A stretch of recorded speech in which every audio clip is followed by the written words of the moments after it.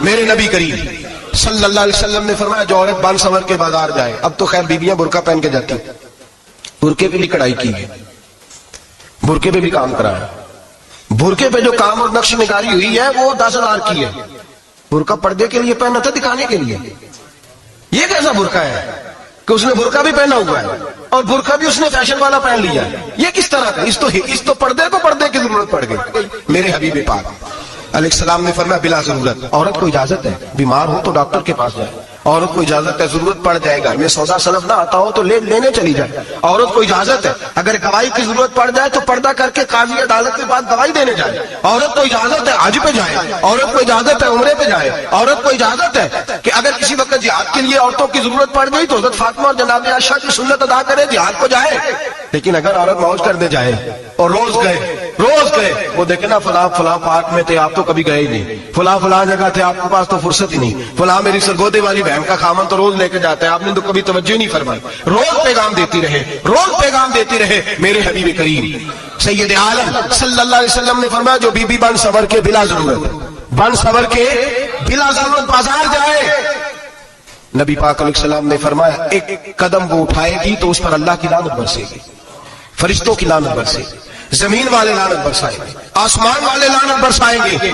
اور میرے حبیب بولے تو فرمایا جب اللہ کی لعنت برسے گی تو میں بھی اس بی بی پہ لعنت ہی کروں گا جو بی بی بن سنور کے جائے۔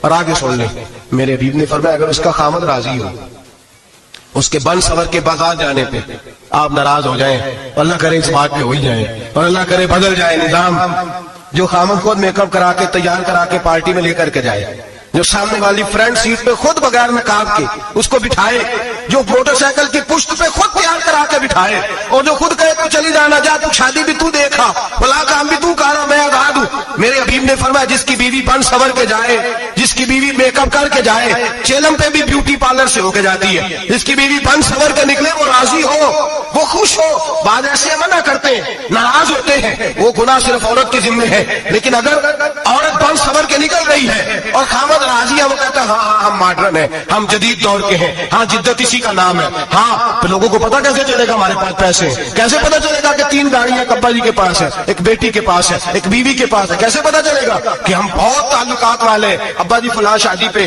بیٹی فلاں گھر میں اور بیوی فلاں گھر چلی گئی، ہمارے تعلقات زیادہ ہے اس لیے ہمیں زیادہ جانا پڑتا ہے۔ میرے حبیب کریم علیہ السلام نے فرمایا عورت بن سنور کے جائے خامد راضی ہو وہ جتنے قدم اٹھائے گی اتنے ہی اپنے خامد کے لیے جہنم میں مکان تعمیر کرے گی۔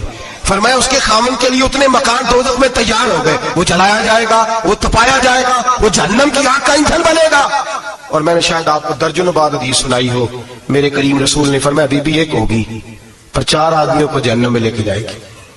یا رسول اللہ کس کو؟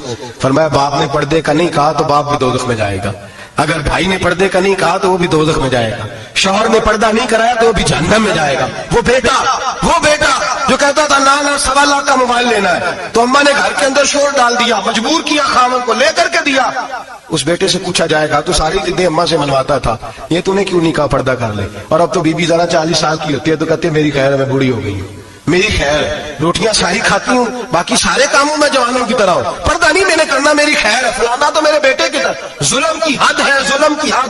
کزن ایک دوسرے سے ہاتھ ملاتے، کزن وہ کس مصیبت کا نام ہے؟ کہتے یہ بھائی ہے، او بھائی یہ بھائی ہوتا تو اس سے نکاح نہ جائز ہوتا، اب چونکہ اللہ نے اس کے ساتھ نکاح کو حرام رکھا ہے تو یہ تمہارا بھائی ہو سکتا؟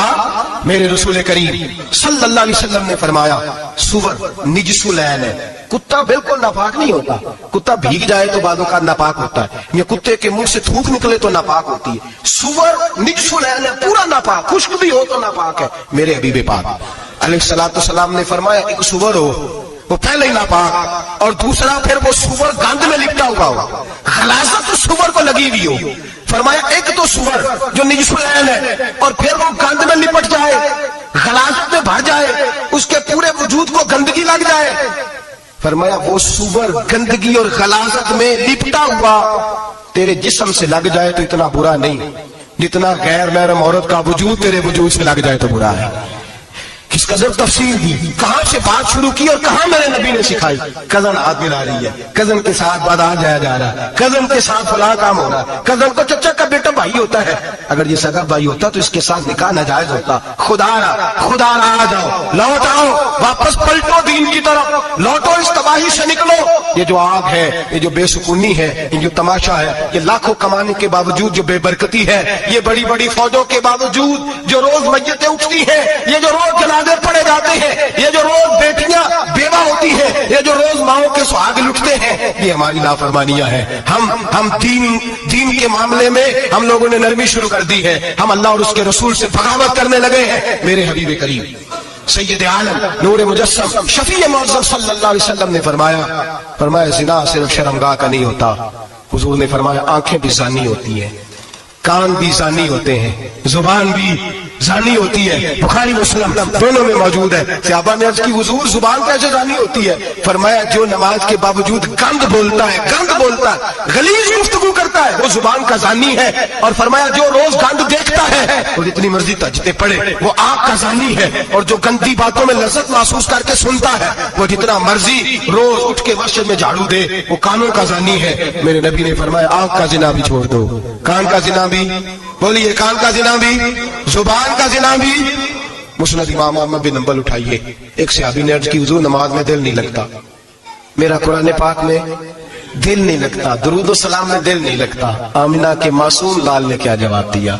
हुजूर ने फरमाया जा अपनी नजर जाके पाक कर ले, अल्लाह के नबी का वादा है तेरा सजदे में दिल लगने लग जाएगा। जा अपनी आंख को तहारत दे, वुजू करा, नजरों को पाक कर, अल्लाह के रसूल का वादा है तेरा कुरान पाक में दिल लगेगा।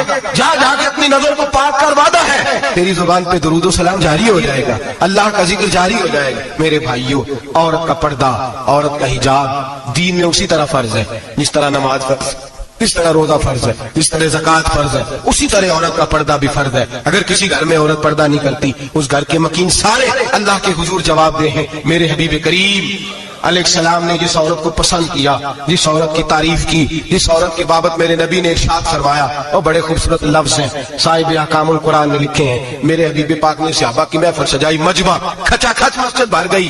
हुजूर ने फरमाया बोल के बताओ खैरुन निसा कौन सी है, औरतों में सबसे अच्छी बीबी कौन सी है, बोल करके बताओ। हजरत सिद्दीक अकबर से लेकर मौला अली तक, हजरत अली से लेकर जनाब बिलाल तक, हजरत सलमान फारसी से लेकर अब्दुल्ला मुजनी तक भरा पड़ा है मजमा। हुजूर ने फरमाया बोलो सबसे अच्छी औरत कौन होती है? एक सहाबी कहने लगे हुजूर जिसकी नमाज कज़ा न हुई हो। फरमाया वो भी अच्छी है पर तुम मेरी मुराद को नहीं पहुंचे। एक ने कहा हुजूर जो खामद की ताबेदार हो। फरमाया वो भी अच्छी है पर तुम मेरी मुराद को नहीं पहुंचे। एक सहाबी ने कहा या रसूल अल्लाह जो पाक दामन हो। हुजूर ने फरमाया तुम मेरी मुराद को। हजरत अली फरमाते हैं जब सबके जवाब गलत हो गए तो मैं, कद मेरा छोटा था, मैं पीछे बैठा था, मैं गर्दन झुका के पीछे से निकल गया। सैयदा तैयबा ताहिरा हजरत फातिमा ज़हरा रज़ी अल्लाह ताला फरमाते बीबी साहब के पास पहुंचा। मैंने कहा फातिमा, हुजूर ने सवाल किया है। तो हजरत फातिमा भी गोया मुस्कुरा के कहने लगी इल्म के शहर के दरवाजे तो आप ही हैं, तो आप यहाँ आ गए। कहा हुजूर ने सवाल किया है और मुझसे लेकर अबू बकर, उमर, उस्मान गनी तमाम को किसी को जवाब नहीं आया। हुजूर ने पूछा बेहतरीन औरत कौन होती है? बेहतरीन खैरुन निसा, बेहतरीन बीबी कौन होती है?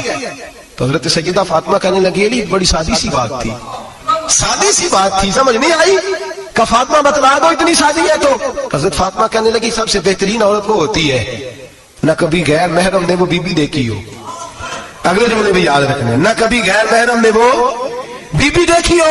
और फरमाया ना उस बीबी ने कभी कोई गैर महरम देखा हो।